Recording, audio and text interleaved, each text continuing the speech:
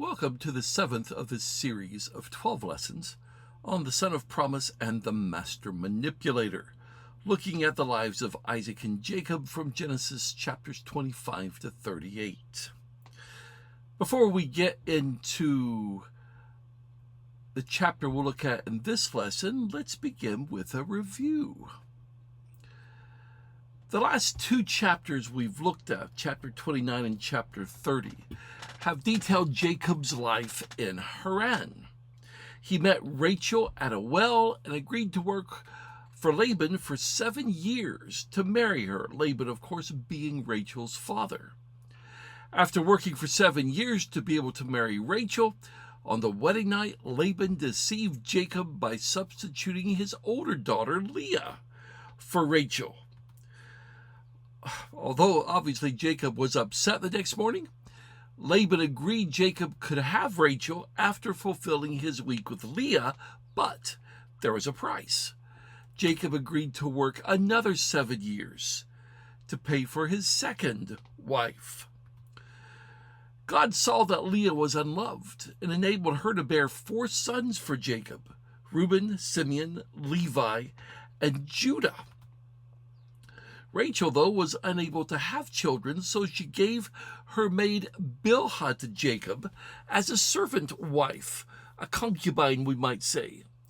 Leah responded by giving her maid Zilpah to Jacob as a servant wife, as she was no longer having children.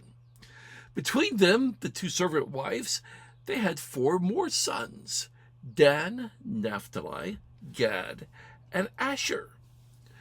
Leah later was able to get pregnant, had Issachar and Zebulun and a daughter, Dinah, and finally God remembered Rachel, and she gave birth to Joseph. Jacob then asked to leave, but Laban urged him to stay and to name his wages. He agreed to work for livestock, but the ones that were usually fewer, the off-colored, the speckled, the spotted, the striped. By using selective breeding methods with the livestock, Jacob grew very wealthy with large flocks and servants, despite Laban's changing terms, which we'll see in chapter 31 as he talks about it. It's now after 20 years Jacob has been in Haran, and God finally told Jacob, it's time to leave. It's time to go home. An outline of this chapter that we're going to follow in this particular presentation is, we'll look at the first 21 verses. Jacob left secretly. Then we'll look at 22 down to 42. Laban pursued, caught up with, and confronted Jacob. And then finally, verses 43 to 55. Laban and Jacob made a covenant of peace. I'm reading in this lesson from the Net Bible. Jacob heard that Laban's sons were complaining. Jacob's taken everything that belonged to our father. He has gotten rich at our father's expense. When Jacob saw the look on Laban's face, he could tell his attitude towards him had changed. The Lord said to Jacob, "Return to the land of your fathers and to your relatives. I will be with you." So Jacob sent a message for Rachel and Leah to come to the field where his flocks were. Then he said to them, "I can tell that your father's attitude towards me has changed, but the God of my father has been with me. You know that I've worked for your father as hard as I could, but your father has humiliated me and changed my wages 10 times. But God's not permitted him to do me any harm. If he said, 'The speckled animals will be your wage,' then the entire flock gave birth to speckled offspring. But if he said, 'The streaked animals will be your wage,' then the entire flock gave birth to streaked offspring. In this way, God has snatched away your father's livestock and given them to me. Once, during breeding season, I saw in a dream that the male goats mating with the flock were streaked, speckled, and spotted. In the dream, the angel of God said to me, 'Jacob.' 'Here I am,' I replied. Then he said, Observe that all the male goats mating with the flock are streaked, speckled, or spotted. For I have observed all that Laban has done to you. I am the God of Bethel, where you anointed the sacred stone and made a vow to me. Now leave this land immediately and return to your native land." Then Rachel and Leah replied to him, "Do we still have any portion or inheritance in our father's house? Hasn't he treated us like foreigners? He has not only sold us, but completely wasted the money paid for us. Surely all the wealth that God snatched away from our father belongs to us and to our children. So now do everything God has told you." So Jacob immediately put his children and his wives on the camels. He took away all the livestock he had acquired in Padan Aram and all his movable property that he had accumulated. Then he set out toward the land of Canaan to return to his father Isaac. While Laban had gone to shear his sheep, Rachel stole the household idols that belonged to her father. Jacob also deceived Laban, the Aramean, by not telling him that he was leaving. He left with all he owned. He quickly crossed the Euphrates River and headed for the hill country of Gilead. Jacob worked for Laban for 6 years to earn his flocks. We're going to see later in this chapter, although it seemed that we're going to see that number later in the chapter, but it would seem that part of the 6 years was before he'd actually arrived at the agreement for wages. We talked about that in our last lesson. During this time, Laban changed Jacob's wages 10 times. And keep in mind, his wages were in animals. Now, this may be a figure of speech here, meaning that he had done this over and over and over again, rather than 10 actual times that he stopped, although it could be 10 times. Initially, all the spotted and speckled and not the colors were to be Joseph's. Apparently, if there were more spotted, then he told Jacob the next time he would take the spotted, Jacob could have the striped. But each time, whatever was Jacob's wage, there was more of that type being born because God was watching over him. He had had a dream from God that all the male goats that bred were whatever he was being paid at the time. And God told him that he was behind all of this. As a result, Jacob was becoming more and more wealthy. You get the impression that he may by this time have had more than Laban. The relationship between Jacob and Laban was getting quite tense. To Laban, Jacob had become persona non grata. It would seem that Laban would have been happy if Jacob had very few sheep, but his flock was growing faster than Laban's.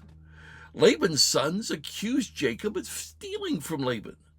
In their minds, I think he was taking their inheritance by taking all that Laban had, although he hadn't been taking too much if you think about it, considering that he had been underpaid for 14 years.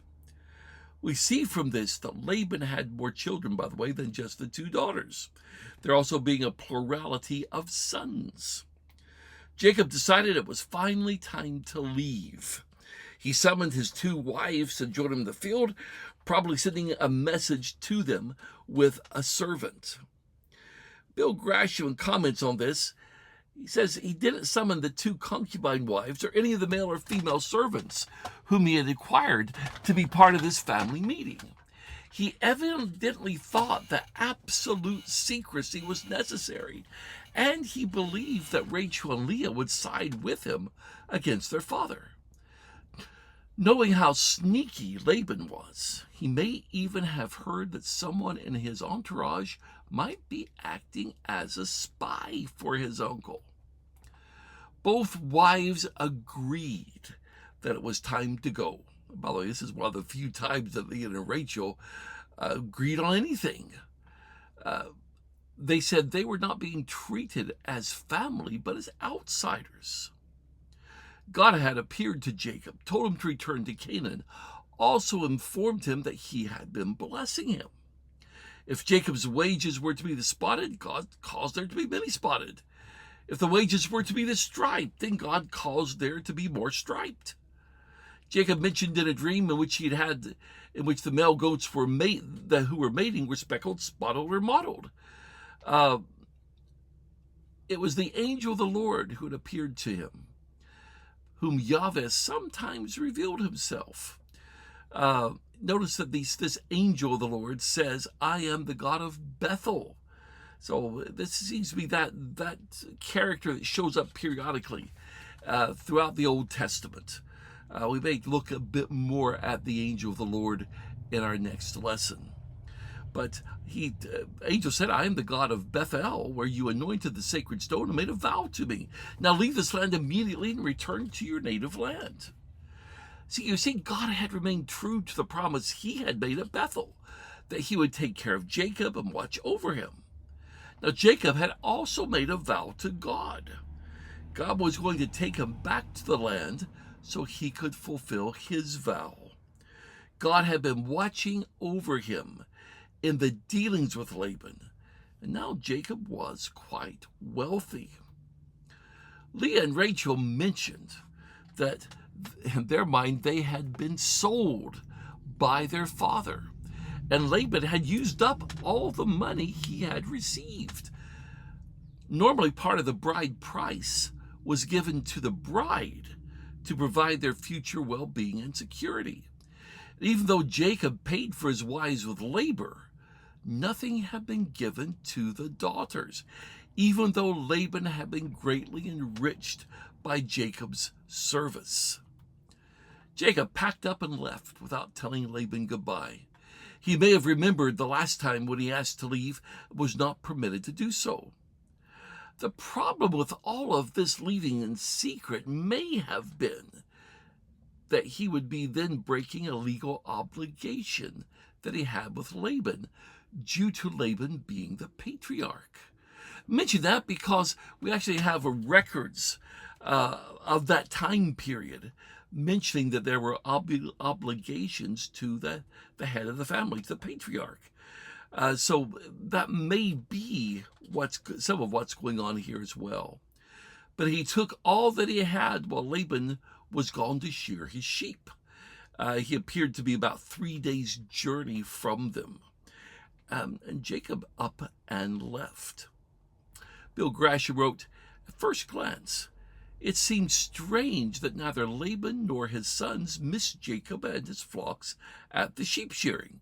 I mean, obviously, Jacob would have had to have sheep sheared as well. However, this probably shows that the estrangement between uncle and nephew was already so severe that Jacob had to go elsewhere to shear his sheep.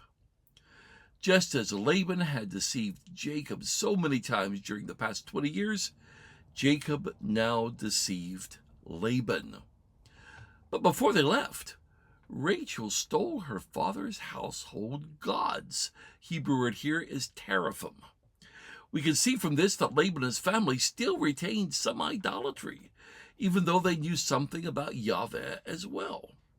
Household gods were small images and would have been part of the family treasure at this time. From what we know from the Nuzi tablets, which were discovered from this time period, whoever possessed the household gods had a claim to the inheritance. So that may answer part of the question as to why Rachel stole these. Now, Rachel, we know, believed in Yahweh, at least to some measure, and maybe she thought these could as well ensure her fertility or provide protection on their journey. We'll see later that she was not the only one that had kept some idols in their group that left. Maybe she also stole them out of spite and anger towards her father and the way he was treating them. But having said that, it could have had nothing whatsoever to do with idolatry. She may have simply been trying to establish a legal claim to part of Laban's estate for Jacob. They fled across the Euphrates river. The Hebrew text literally says the river, and traveled towards Gilead. That's the range of mountains east of the Jordan that formed the frontier between Canaan and the Syrian desert. the northernmost edges being 300 miles from Haran. Moving on to verse 22. 3 days later, Laban observed Jacob had left. So he took his relatives with him and pursued Jacob for 7 days. He caught up with him in the hill country of Gilead. But God came to Laban the Aramean in a dream at night and warned him, "Be careful that you neither bless nor curse Jacob." Laban overtook Jacob, and when Jacob pitched his tent in the hill country of Gilead, Laban and his relatives set up camp there too. "What have you done?" Laban demanded of Jacob. "You've deceived me and carried away my daughters as if they were captives of war. Why did you run away secretly and deceive me? Why didn't you tell me so I could send you off with a celebration complete with singing, tambourines, and harps? You didn't even allow me to kiss my daughters and my grandchildren goodbye. You've acted foolishly. I have the power to do you harm, but the God of your father told me last night, 'Be careful that you neither bless nor curse Jacob.' Now I understand that you've gone away because you long desperately for your father's house. Yet why did you steal my gods?" "I left secretly because I was afraid," Jacob said to Laban. "I thought you might take your daughters away from me by force. Whoever has taken your gods will be put to death.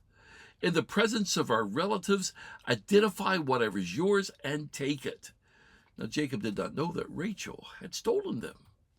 So Laban entered Jacob's tent and Leah's tent and the tent of the 2 female servants, but he did not find the idols. Then he left Leah's tent and entered Rachel's. Now Rachel had taken the idols and put them inside her camel's saddle and sat on them. Laban searched the whole tent but did not find them. Rachel said to her father, "Don't be angry, my lord. I cannot stand up in your presence because I'm having my period." So he searched thoroughly, but did not find the idols. Jacob became angry and argued with Laban. "What did I do wrong?" he demanded of Laban. "What sin of mine prompted you to chase after me in hot pursuit? When you searched through all my goods, did you find anything that belonged to you? Set it here before my relatives and yours. Let them settle the dispute between the 2 of us. I have been with you for the past 20 years. Your ewes and female goats have not miscarried, nor have I eaten rams from your flocks. Animals toward my wild beasts I never brought to you. I always absorbed the loss myself. You always made me pay for every missing animal, whether it was taken by day or at night. I was consumed by scorching heat during the day and by piercing cold at night, and I went without sleep. This was my lot for 20 years in your house.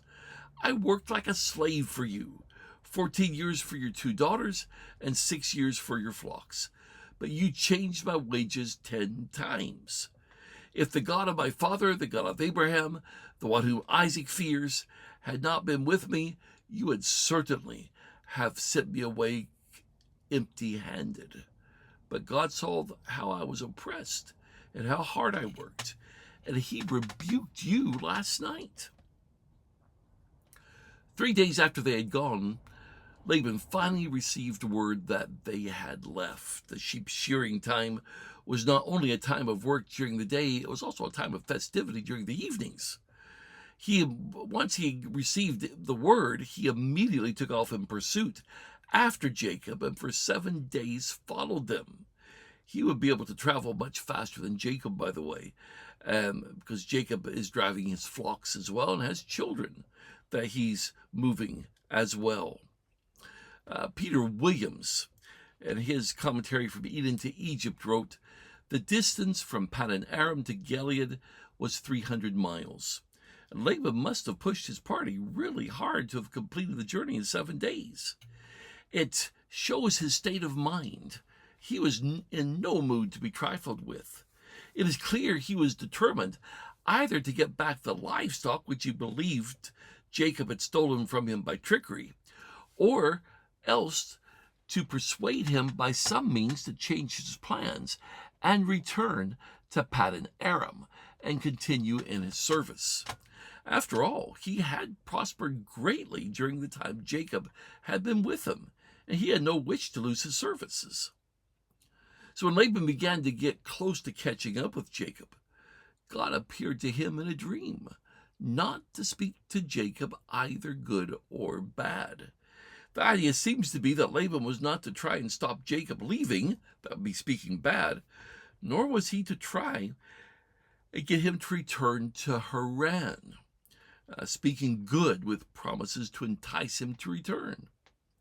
God was still taking care of Jacob, as he had promised 20 years earlier, back in Bethel.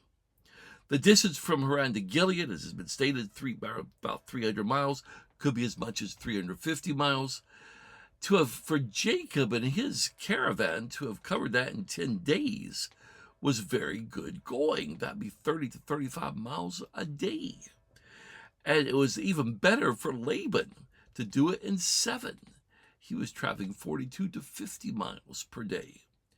And Laban, because he was traveling faster, finally caught up with Jacob and his caravan.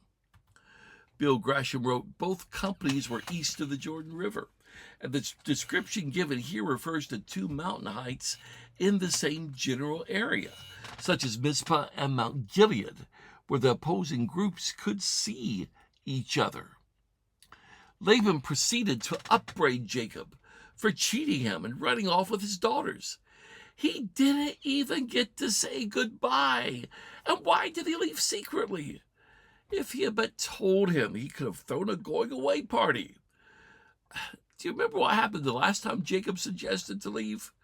There was no party. There was just pressure for him to stay.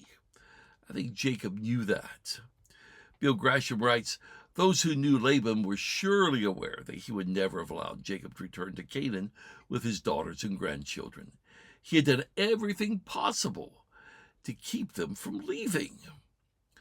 And to top it all off, Laban says, why did Jacob steal his gods too? He doesn't consider it could have been one of his daughters or one of the other people. It had to have been Jacob. He told Jacob that if it hadn't been for God's intervention, he had the power to do him harm. I think he's greatly exaggerating here, because Jacob has quite an entourage himself. Of course, as well, Jacob's wives had willingly left their father and gone with him.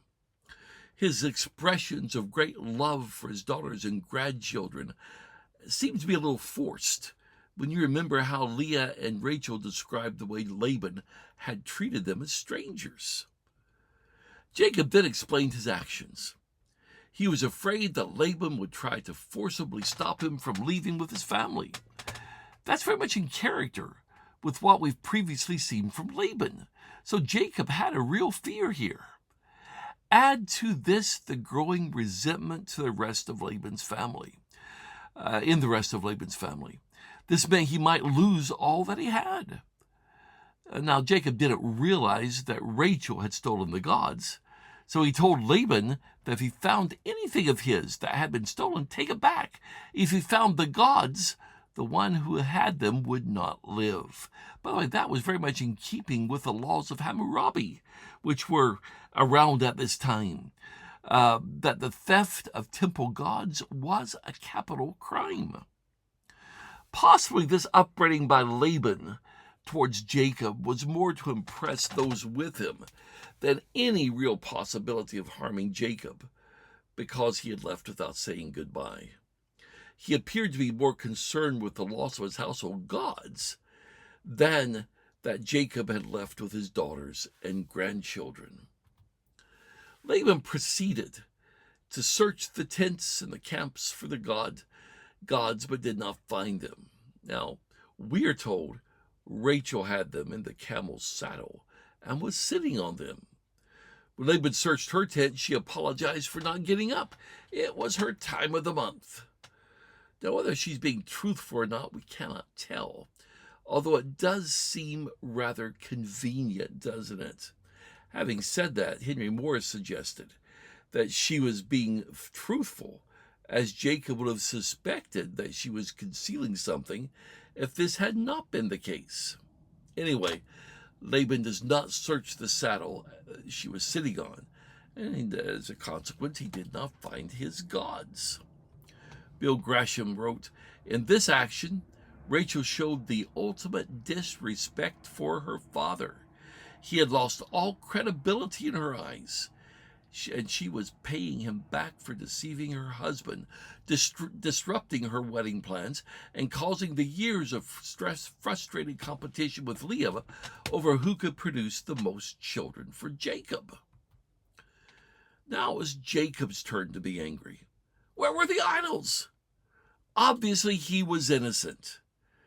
Basically, I think what we see here is an outburst of 20 years of stored up anger and frustration. He told Laban that they should let their kinsman decide who was in the right and who was in the wrong. He had worked for Laban for 20 years, and Laban had prospered with a greatly increased flock because of it. Laban had not lost any animals for any reason. He took care of the sheep so well that there were not even any miscarriages among the sheep. He hadn't eaten any of the animals, which was considered the right of a shepherd. Any loss of animals that had been killed by wild animals or had been stolen, Jacob had replaced himself, so that Laban did not experience any loss. He had taken care of his animals in the heat of the day and the cold of the night. For 20 years he had served Laban for his 2 wives and flocks, and Laban had changed his wages 10 times. And the only reason he had anything now was not due to Laban, but to God taking care of him, the same God that had rebuked Laban the night before. Basically, he pointed out that through his work, Laban had become rich, and when he left, Laban then accused him of stealing from him. The only reason he had anything was because God had been taking care of him. Notice Jacob's terminology for God in verse 42. The God of my father, the God of Abraham, and the fear of Isaac. The thought seems to be the God Isaac revered and served, or possibly the awesome one of Isaac. Jim McGuigan talked about this incident. He said, "We're seeing a spectacle, aren't we? 2 con men both acting self-righteously. Laban says Jacob has deceived him and been thoughtless. Jacob says Laban has been deceitful and oppressive to a faithful servant and in-law. Neither man has a case. They're both deceiving each other. They're both trying to manipulate each other." Continuing with verse 43. Laban replied to Jacob, "These women are my daughters. These children are my grandchildren. These flocks are my flocks. All that you see belongs to me. But how can I harm these daughters of mine today, or the children to whom they have given birth? So now, come, let's make a formal agreement, you and I, and it will be proof that we have made peace." So Jacob took a stone and set it up as a memorial pillar. Then he said to his relatives, "Gather stones." So they brought stones and put them in a pile. They ate there by the pile of stones. Laban called it Yegar Sahadutha, but Jacob called it Gilead. Laban said, "This pile of stones is a witness of our agreement today." That's why it was called Gilead. It was also called Mizpah, because he said, "May the Lord watch between us when we are out of sight of one another. If you mistreat my daughters, or if you take wives besides my daughters, although no one else is with us, realize that God is witness to your actions." Here's this pile of stones and this pillar I have set up between me and you, Laban said to Jacob. This pile of stones and the pillar are reminders that I will not pass beyond this pile to come to harm you, and you will not pass beyond this pile and this pillar to come to harm me. May the God of Abraham, the God of Nahor, judge between us. Jacob took an oath by the God whom his father Isaac feared. Then Jacob offered a sacrifice on the mountain, and invited his relatives to eat the meal. They ate the meal and spent the night on the mountain. Early in the morning, Laban kissed his grandchildren and his daughters goodbye and blessed them. Then Laban left and returned home. Laban was still protesting. Everything he saw was his. As patriarch, possibly in a legal sense it may have been, but in reality it was not his, because Jacob had worked 20 years for it. The New Revised Standard Version and the New International Version may get the idea right, in that he was really powerless to do anything because of God's warning. The daughters of my daughters, the New Revised Standard Version has, the children of my children, the flocks are my flocks, and all that you see is mine. But what can I do today about these daughters of mine or about their children whom they've borne? So he suggested that they make a covenant. Jacob set up a stone as a pillar, and they took more stones and made a heap, or a cairn, as we would say in Scotland. They then had a covenant meal there. Laban called this place Yager Zahadutha, that is Aramaic, and it means the heap of witness. Jacob called the place Galeed, and that's Hebrew or possibly Western Semitic for the heap of witness. By the way, the fact that there's two languages going on here seems evidence that Jacob could speak more than one language. We talked about that in an earlier lesson. They called the pillar Mizpah, watchpost. The Lord watched between you and me when we're out of one another's sight.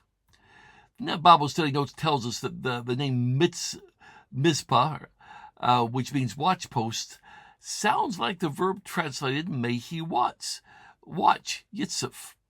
Neither Laban nor Jacob felt safe with each other, and so they agreed to go their separate ways, trusting the Lord to keep watch at the border.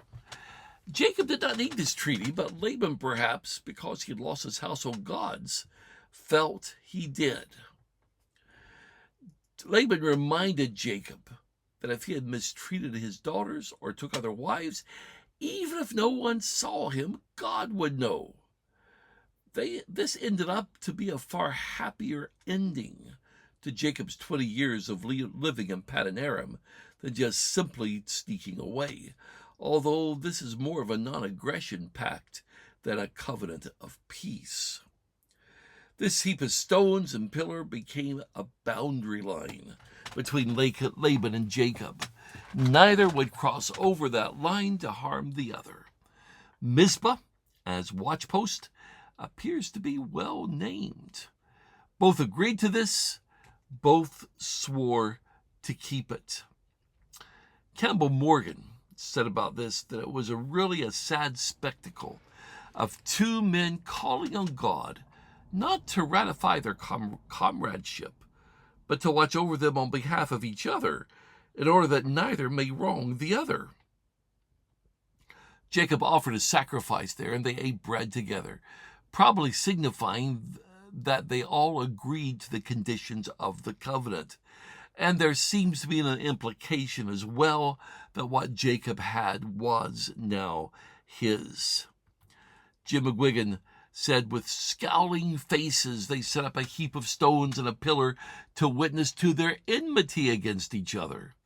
They swore by God to refrain from injuring each other, so the monuments didn't speak of loyalty and affection, but the opposite. Had there been affection and loyalty, there would have been no need for these signs. The word for God here is Elohim. Laban rose early the next morning to leave. Just a point of note that verse 55 in our text, in the Hebrew text, is actually the first verse of chapter 32. They divided it up slightly different than we do. Laban kissed his grandchildren, his daughters goodbye, blessed them, and went back home. We see he had at least some degree of love for his family. And that is the last we hear of Laban and his family in Haran. Peace had been settled with his father-in-law. But Jacob now had to worry about his brother Esau. But that is the next couple of chapters in our series of lessons. Jim McGuigan said, as he concluded this chapter, here's another chapter which stresses God's care for his elect. And when we bear in mind that the elect are elect for the world's benefit, we deny any crass favoritism on God's part. I think there are several lessons that we can learn from this incident in Jacob's life. One of the things we see is that God always does what he says. God had made promises to Jacob, and he was working behind the scenes in Jacob's life, just as he had promised. Well, we can always trust that God will do what he says. Another lesson, it's always best to seek the way of peace rather than confrontation, as Jacob did when Laban caught up with him. And we are aware Jesus taught this, did he not? For us as followers of Jesus. Remember, in the lesson that Matthew records in chapters 5 to 7, he says, "Blessed are the peacemakers, for they will be called the children of God." It goes on in that lesson to say, "Do not resist the evildoer, but whoever strikes you on the right cheek, turn the other to him as well." Peacemakers is what we need to be. And then a third lesson, God could have used this mistreatment Jacob had received from Laban to help him develop a godly character. The experiences we go through help to develop our character. Another thing we see here is we should be worrying more about lost people than anything else we might lose. I mean, there was Laban worrying about his lost gods when he should have been worrying about lost people. Bill Grasham wrote, "The entire episode of Laban's search for his lost gods is both absurd and tragic. Real gods could not be lost or stolen. The importance of these idols is evidence that they had neither life nor being. The biblical concept of lostness is very different from this scenario. It's people, not gods, who get lost." We also see in this that God's the one who blesses us with all we have. We don't do it ourselves. It's God who's blessing us. And finally, just reiterating what we said earlier, we are to be a people of peace. Leave vengeance to God. In our next lesson, we will be looking at chapter 32, where Jacob has yet another encounter with God. Thank you for joining us for this lesson.